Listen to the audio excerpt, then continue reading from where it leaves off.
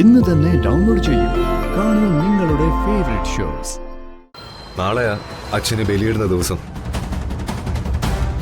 ബലിയിട്ടതിന് ശേഷം ഞാൻ അങ്ങോട്ട് വരാം. നീ വാ.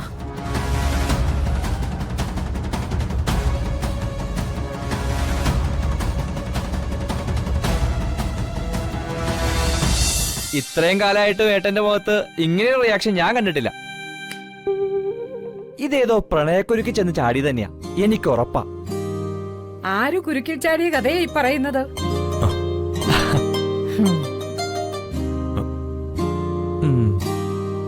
ഇത് അങ്ങനെയുള്ള കുരുക്കല്ല മുത്തശ്ശി.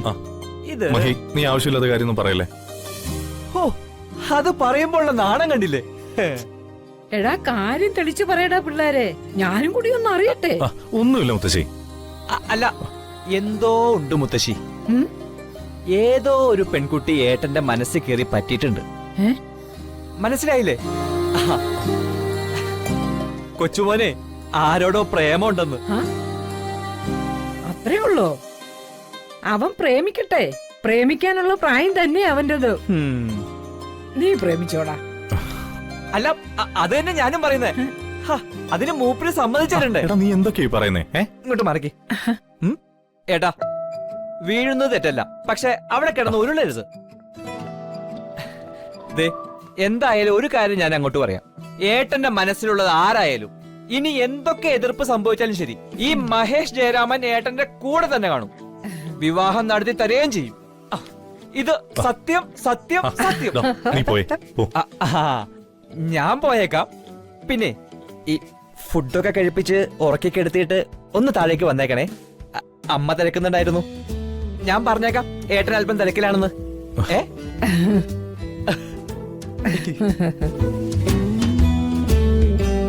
അവൻ പറഞ്ഞതൊക്കെ ഉള്ളതാണോടാ മോനെ? അങ്ങനൊന്നും ഇല്ല മുത്തശ്ശി. ഇനി അഥവാ ഉണ്ടെങ്കിലും സാരമില്ല. എനിക്കൊരു കണ്ടീഷനേ ഉള്ളൂ. നിനക്ക് ചേരുന്ന രാജകുമാരിയെ പോലെ ഒരു പെണ്ണിനെ ആയിരിക്കണം നീ കൊണ്ടുവരേണ്ടത്.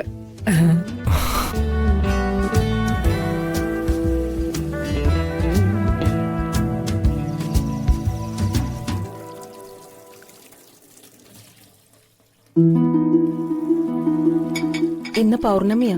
ഒന്ന് അമ്പലത്തിൽ പോണോന്ന് വിചാരിച്ചിട്ട് നടന്നില്ല.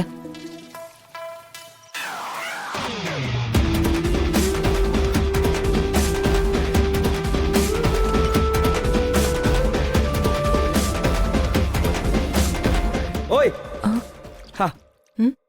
നിങ്ങളുടെ ജോലി കഴിഞ്ഞില്ലേ ഇതുവരെ? ഇപ്പൊ കഴിയും. എന്തേലും വേണമായിരുന്നോ? കുറച്ച് ചൂടുവെള്ളം വേണമായിരുന്നു. കുഴപ്പമില്ല, ഞാൻ ചെയ്തോളാം.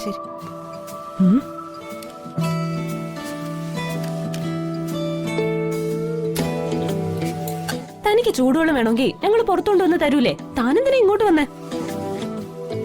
അതും വീടിനകത്തൂടെ. അല്ല, നിങ്ങൾക്ക് ബുദ്ധിമുട്ടുണ്ടാക്കണ്ടെന്ന് കരുതി. ഞങ്ങളുടെ ബുദ്ധിമുട്ട് താൻ ആലോചിക്കണ്ട. താനേ കാർ ഓടിച്ചാ മതി. അടുക്കള ഭരണം ഏറ്റെടുക്കണ്ട. ദേ ചന്ദ്രാമേ, ഒരു കാര്യം ഞാൻ പറഞ്ഞേക്കാം. ഒരു ഡ്രൈവർക്കും ഈ വീട്ടിൽ ഇത്രയും സ്വാതന്ത്ര്യം കൊടുക്കരുത്. ദേ ചന്ദ്രാമേ, ഇങ്ങനെ അമിത സ്വാതന്ത്ര്യം കൊടുത്ത് അവസാനം കൈ കിട്ടുന്നതൊക്കെ എടുത്തോണ്ട് ഇവന്മാരെ പോലുള്ളവര് മുങ്ങിയാലേ പിന്നെ പറഞ്ഞിട്ട് കാര്യമില്ല.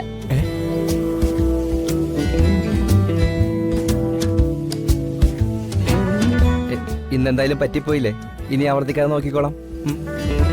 ഓ ആയിക്കോട്ടെ.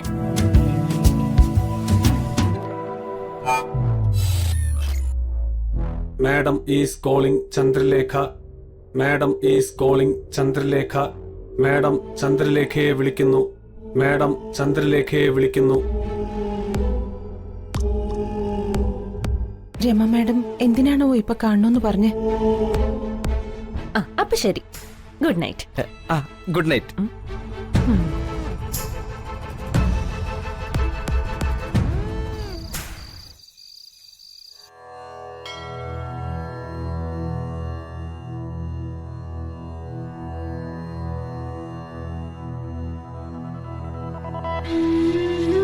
മോളെ, പൗർണമി ദിവസം ദേവിയുടെ അനുഗ്രഹത്താൽ മണിമാലയിൽ നിന്നും ഒരു പച്ച വെളിച്ചം വരുമെന്ന് പറഞ്ഞത് ഓർക്കുന്നുണ്ടോ? അത് മോളിതുവരെ കണ്ടിട്ടില്ലല്ലോ? ഇല്ല. മോളെ മോള് കണ്ണടച്ച് മന്ത്രം ചൊല്ല്, എന്നിട്ട് ആ പെട്ടി തുറക്ക്, അപ്പൊ കാണാം.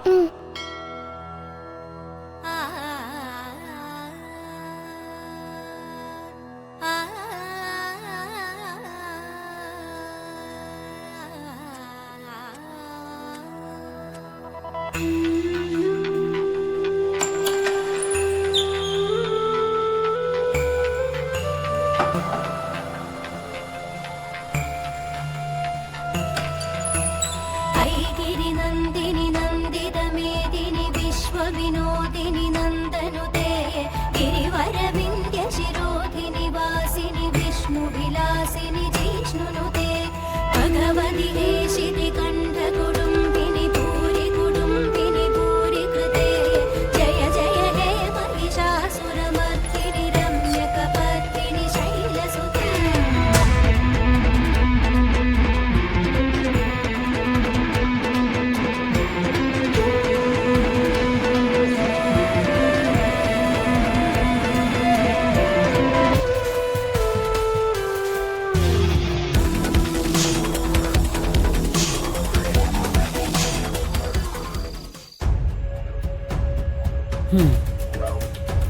മുപ്പതാം വിവാഹ വാർഷിക ആയതുകൊണ്ട് നല്ലതുപോലെ ആഘോഷിക്കാനാണ് എന്റെ തീരുമാനം. അതിന്റെ മേൽനോട്ടം മുഴുവൻ വഹിക്കേണ്ടത് ചന്ദ്രലേഖയാണ്.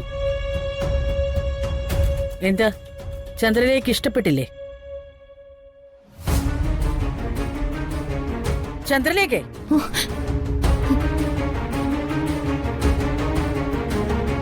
ഇതെല്ലാം ചന്ദ്രലേഖ ഒറ്റയ്ക്ക് ചെയ്യേണ്ട കാര്യങ്ങളൊന്നുമല്ല. ഇവിടെ ഇപ്പൊ രണ്ടുപേരും കൂടെ സഹായത്തിനുണ്ടല്ലോ. ഇനി ഒരു സഹായത്തിനായിട്ട് എത്ര ആൾക്കാരെ വേണമെങ്കിലും വിളിക്കാം. പക്ഷേ ഒന്നിനും ഒരു കുറവും ഉണ്ടാവാൻ പാടില്ല. എന്താ, മനസ്സിലായോ? മനസ്സിലായി. ചന്ദ്രലേഖയുടെ പരിചയക്കാരല്ലേ ആ ഔട്ട് ഹൗസിൽ താമസിക്കുന്നത്? അതെ.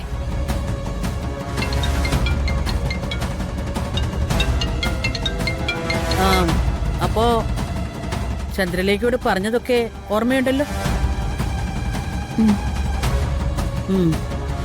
വിവാഹ വാർഷികം ഒരു കുറവും ഇല്ലാതെ നടക്കണം. ശരി മാഡം. എന്നാ ചന്ദ്രലേക്ക് പോ.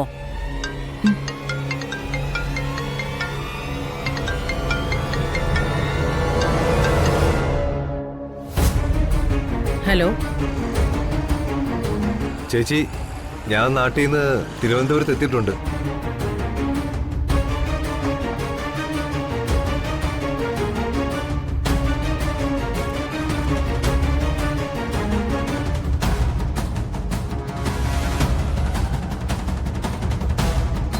നാളെയാ അച്ഛന് ബലിയിടുന്ന ദിവസം. ബലിയിട്ടതിന് ശേഷം ഞാൻ അങ്ങോട്ട് വരാം. നീ വാ.